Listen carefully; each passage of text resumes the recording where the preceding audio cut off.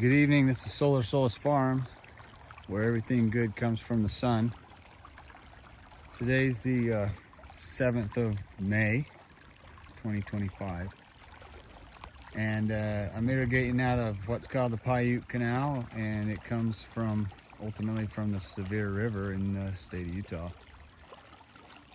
If you can believe that, this just is an amazing system of ditches and canals and reservoirs and rivers. So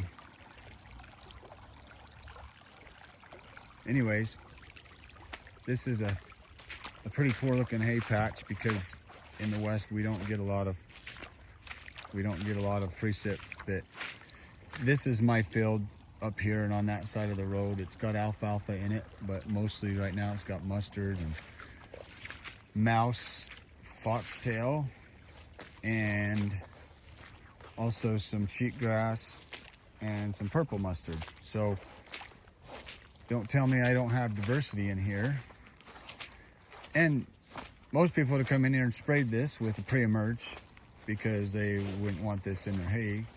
But you can see how short this foxtail is and these other species. And the mustard don't bother me in the hay itself, like in the bale. The cheatgrass ain't so good and the foxtail ain't so good, but luckily this year none of it got real tall.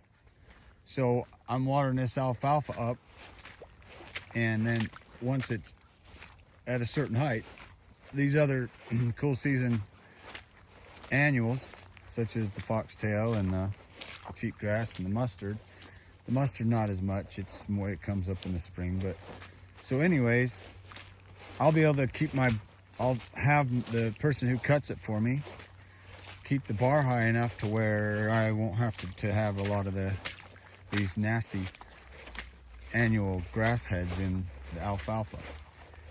What I'm going to try to do, and the reason I haven't done it is because I don't have the equipment, but I'm going to try to do this coming fall, is actually come in here and drill in some triticale. These fields are fields that I had drilled in some perennials, and some of them have come. Not very many, like I say, just because I don't have a lot of water. So the kind of grass that you're seeing here is just cheatgrass, so not so great.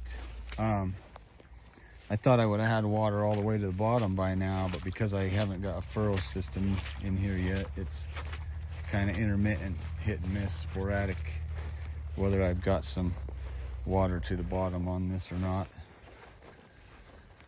So this is one of those situations where you do the best with what you got. And so that's what I'm going to be doing this year. This may end up just being grazed. Ultimately, what I'm trying to do is just build organic matter in this soil because it's such a rocky, just a gravelly soil, and it doesn't have any water holding capacity. The field's been used for alfalfa for years and years and years and years. That's why I come in and try to drill some other grasses and some other clovers and more drought tolerant grasses actually in here. So it's kind of interesting to see what'll happen over the next few years if I can keep some water on this. But we are down to the bottom on some of this, and so I'm going to go change that anyways because I only have a certain amount of water, so it'll just do the best it can. Anyways, I thought I'd bring you along this evening. It's a beautiful, beautiful evening. The sun's literally just setting. So you can see it's gonna start, that shadow's gonna start moving to the east. Shadow of the mountain that the sun just went behind. I still gotta go down and move the cows and give them another paddock. I've been real busy today. I've been running errands, and so I haven't done a whole lot on getting things on the farm done like I wish that I could have, but hey, that's what happens. Anyways, yeah, we've got plenty of water down here. So these fields are really hard to water because they not only do they slope from up where my van is down towards me, but you can see there's a crown about where my van is, and it goes both directions. So it's just tricky to irrigate decent. I really need to get some gated pipe and then make sure that every year I have a good furrow system, and then it would go real smooth. but I don't have that right now, so I just do what I do. Anyways, I just got out of the home of some people who wanted to learn about the Savior, and so I was assisting and teaching about Christ and his last his last few hours and days on the earth, and teaching this young kid about his, and his mom was there, about Jesus and his atonement, and how, and then in the lesson I was asked to give an example of how knowing Christ has helped me in my life. And I just said that if Christ can forgive those who are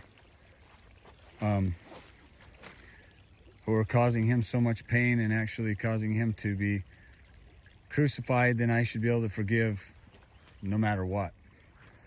And I felt like that was just kind of came to me. But most of the time in our lives as individuals, people aren't trying to make us feel bad or offend us or just blatantly or belligerently be rude. It's just people being people, right? And so if we can't forgive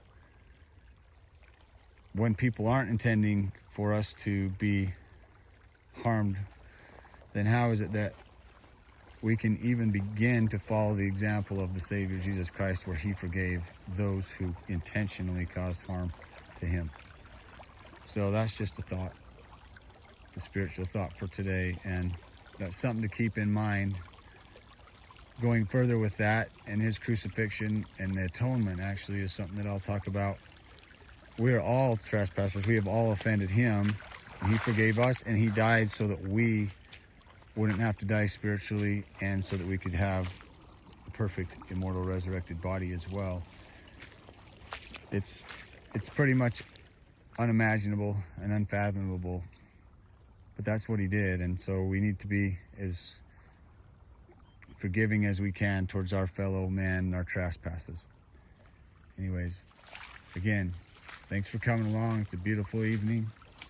This is my favorite place to be, is out here in these fields, and the creation that we are able to enjoy, that we are put here on earth to enjoy these creations. And I would encourage everybody to get out during these days and enjoy the creations. It'll clear your mind, and it will help you think more clearly and have gratitude. Anyways, I appreciate you watching. Subscribe, comment if you want. This is Solar Solus signing off.